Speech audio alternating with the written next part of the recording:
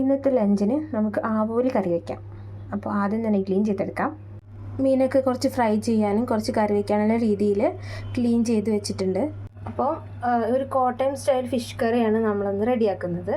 കടുകിട്ട് കൊടുക്കാവേ. പിന്നെ കുറച്ച് ഉലുവ, ഇഞ്ചി വെളുത്തുള്ളി ചെറുതാക്കി അരിഞ്ഞത് ഇട്ട് കൊടുത്തിട്ടുണ്ട്. ഇനി ചെറുതായിട്ടൊന്ന് വഴറ്റി കൊടുക്കാം. ഇതിലേക്ക് കുഞ്ഞുള്ളി ചെറുതാക്കി അരിഞ്ഞത് ഇട്ട് കൊടുത്തിട്ട് നന്നായിട്ട് വഴറ്റിയെടുക്കാം. കുഞ്ഞുള്ളി തന്നെ എടുക്കണം, സവോളയാകുമ്പോൾ ഈ ഒരു കറക്റ്റ് ടേസ്റ്റ് കിട്ടത്തില്ല. നമുക്ക് പച്ചമുളക് ഇട്ട് കൊടുക്കാം. പിന്നെ കുറച്ച് മഞ്ഞൾപ്പൊടി ചേർത്ത് കൊടുക്കാം. പിന്നെ കുറച്ച് മുളകും പൊടിയും കൂടെ ഇട്ട് കൊടുക്കാം. കാശ്മീരി ചില്ലി പൗഡറും പിന്നെ നമ്മൾ സാധാ നല്ല എരിവുള്ള മുളക് പൊടിയും കുറച്ച് ഇട്ട് കൊടുത്തിട്ടുണ്ട്. പുളിവെള്ളം ചേർത്ത് കൊടുക്കാം. കുടപ്പുളി ആയാലും കുഴപ്പമില്ല കേട്ടോ. ഇനി നമുക്കിതിലേക്ക് ചൂടുവെള്ളം ഒഴിച്ചു കൊടുക്കാം.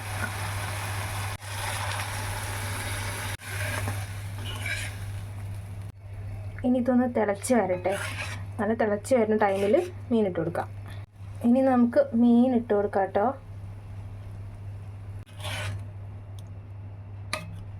ഇട്ടിട്ടേ കുറച്ച് കറിവേപ്പില കൂടെ ഇട്ടിട്ട് കുറച്ച് നേരം അടച്ച് വെച്ച് വേവിക്കാം. ഇപ്പോൾ ഏകദേശം റെഡിയായി വന്നിട്ടുണ്ട്. ഇനി ഫൈനലി ഇതിൻ്റെ മുകളിലേക്ക് കുറച്ച് ഉലുവാപ്പൊടി ചേർത്ത് കൊടുക്കാം.